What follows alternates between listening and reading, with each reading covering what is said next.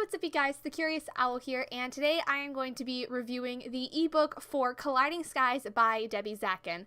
This was a book sent to me by Off Tomes Publishing for our February book of the month, and this is actually a new release coming out on March 6th. So I was very gracious to obtain a finished copy before the release date, so thank you to Off Tomes for sending it to me. This is essentially a sci-fi story that deals with the Earth being invaded by aliens who apparently seem to want to help them.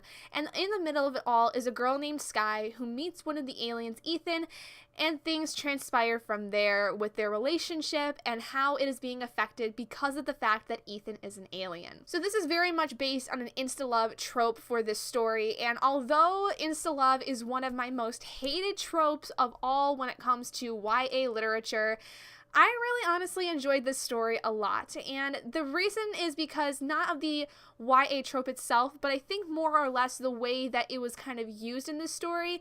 It wasn't exactly insta-love that was going on in this story. It was more along the lines of instant attraction and then building on the relationship that really got me with it, because I really felt that the kind of relationship that was built between Sky and Ethan was really well done in terms of it being natural and progressing in a way that wasn't hostile, and it wasn't really forced at any point. It was very much from Sky's actual desires and wants for the relationship to continue, despite it having its own complications. Now, the reason that insta-love is one of my most hated tropes for YA is because it is so unrealistic. Nobody instantly falls in love with someone just from a glance at them. That is purely lust, and that is instant attraction, not insta-love. So I liked how Debbie Zakken avoided that common trope of insta-love by actually making the characters really get to know each other and understand what it is that they're attracted to about each other, or even just kind of not exactly know it, but know that they're attracted and trying to at least see where the relationship goes despite the fact that they're so separated because they're two different species. So I heard someone say that the relationship between Sky and Ethan was a little unhealthy in the sense that Ethan was very stalkery in the story because he would sneak her out all the time, and he also would essentially crawl through her window and wait under her window until her parents were asleep for them to kind of get together. And while I will agree that a lot of his tendencies were very stalkery, Sky didn't exactly object to it in the fact that she was like, you can't be doing this, this isn't right. She actually was much more rebellious and was willing for these things to happen because she wanted to be able to have a way to see Ethan.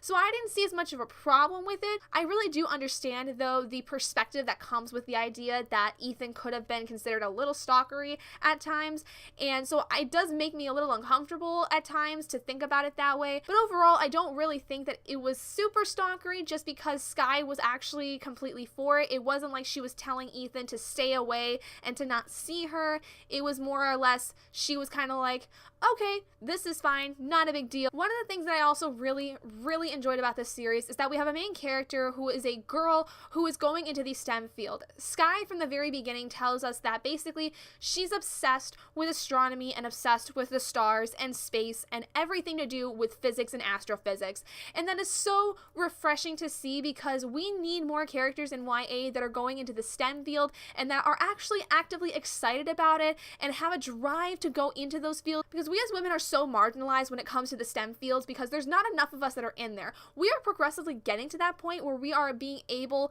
to go into more STEM field areas, but we are still marginally outnumbered by men. And so to see a main character that is super excited to go into that field and is driving so hard to go into that field is so inspiring that I think that could really get a lot of people to get excited about, astrophysics themselves, that they would want to actually partake in that themselves. I also really did enjoy the writing style of this story because it really kept it in a 17-year-old girl's voice. It wasn't overly done to where it was more of an adult voice. It wasn't underdone to where it was way too young of a voice for this character. I definitely feel that Debbie Zakken really pertained it to an actual 17-year-old girl and how she would speak, how she would interact with her friends and with her parents and things of that nature. It was very much reminiscent of a true 17-year-old girl's speech patterns, which I really liked, because I feel that a lot of authors tend to try to adultify a teenager's language too much to make them seem older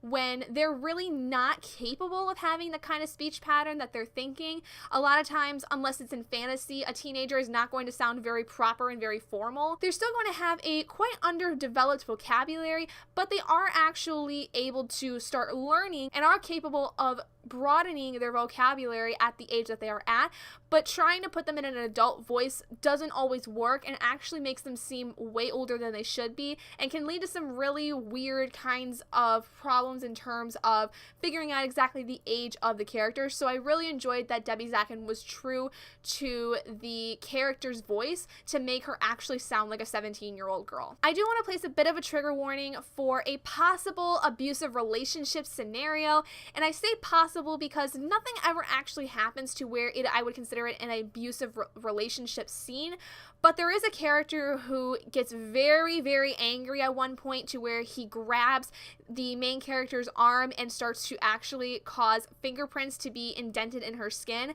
and it just spells a lot of possible abusive triggers for me in that particular scene. So I just want to make somebody aware of that is a possible trigger for you if you've been in an abusive relationship. In terms of the sci-fi kinds of elements that were involved with the story, I really enjoyed the alien race because they were very similar to humans, and just in the fact that they seemed to be much older and they were much more advanced in their intellect and their technology than humans are. They're essentially just way more evolved humans, which I really liked because a lot of times aliens are portrayed as gray blobs that just want to probe everybody and they just want to take over the world, which this is not exactly that case. They're not just gray aliens with wanting to probe everyone, but they do come to Earth to try to bring their technology to Earth and try to kind of assimilate to Earth's culture in order to try and advance them a little bit further, because they are essentially a kind of alien that is similar to humans and that they have a lot of the same qualities as humans do, but they're also so incredibly beautiful that they're actually entrancing. So they almost kind of have siren-esque qualities, you know, mermaid sirens. And so it was really interesting to see that they kind of had all these different qualities that made them so interesting as aliens, but then there's so much more that goes into the story that I can't tell you about who these aliens are that just absolutely threw me for a loop. This story is very much a plot-driven story. It is not character-driven. Everything kind of happens the way it happens based on certain events that happen and the way that characters react to those events. I really enjoyed that. I actually like plot-driven stories a lot more than character-driven, but I do think that you can't have a plot-driven story without a character-driven story kind of within that. The character has to be able to make decisions in order for a plot to continue, and I really think that the plot that was developed in the story was developed very well through the characters' decisions, and I think that even without characters' decisions, the plot that was kind of going on in the general world, kind of the world outside of this character, also developed really interestingly, because we learn a lot about exactly why the aliens are here in the first place and what exactly they have for us that is going to affect the way that we live in the world now. I really had not any major quarrels with the piece, other than the fact that I thought that it was still fairly insta-lovey, and I think that Ethan may have been a little bit too stalkery for my liking, but I really didn't think that they were too bad to where I would knock any major points off. So I did end up giving this novel 5 out of 5 stars. I really did enjoy it a lot more than I had actually expected to, because of the fact that it was an insta-love trope. But yeah, so let me know what you guys think of this book if you get a chance to read it. Again, the release date is March 6th, so by the time this video comes out, it is actually going to be still before the actual book comes out. Still a good couple of weeks, but do try to get your hands on it if you are interested. Definitely pre-order it if you can. I really like it, and I have actually been way out of the sci-fi genre for a long time, but this book has actually made me really want to get into it more, and I will just say the ending is a very satisfying ending, but also at the same time not, because you know that there's going to be another book coming, but the ending was very satisfying in the way that I think picks up the next story very, very well. So I really enjoyed it, but let me know your guys' thoughts down in the comments below if you've read it at any point or if you would like to read it. And if you guys did enjoy this video, please do give it a big thumbs up. And if you're not already and you'd like to be, hit that button down below and subscribe to become an owlet in our flock. And I will see all of you guys in my next video. Bye, guys.